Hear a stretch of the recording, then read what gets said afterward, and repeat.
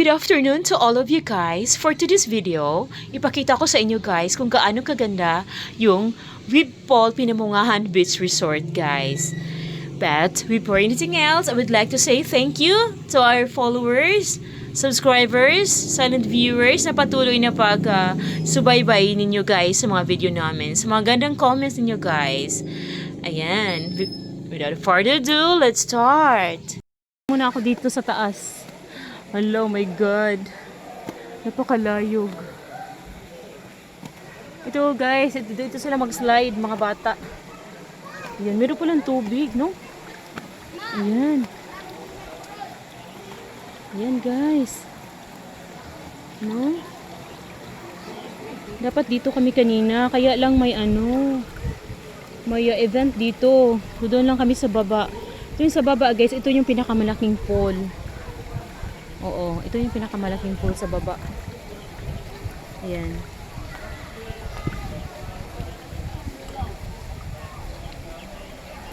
Very amazing. May tubig pala. Sa spring water ni guys. Hindi ito artificial. Galing sa bukid.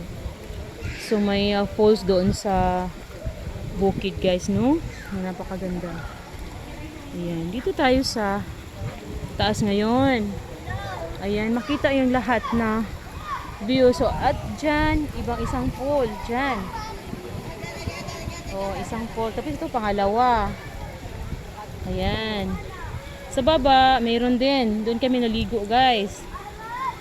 Pangatlo. So, 4, 5 pala yung pool, swimming pool nila.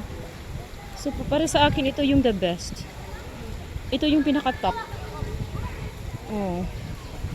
No? Ganda. Ito guys. So ito pambata pala. So pag meron kang anak guys, so kung very comfortable kasi mga bata din sila maligo guys, no? Napakaganda.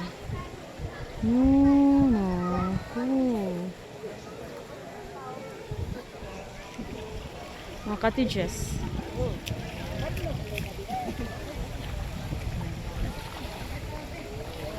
Cottages nila guys, meron na marami. Yung sliding. So, may tubig. May tubig guys. Ito yung makita yung pool area guys, lahat. No? Napakaganda. Thank you sa aking mga support sa YouTube channel. Thank you so much guys for the support. I love you all and God bless you all.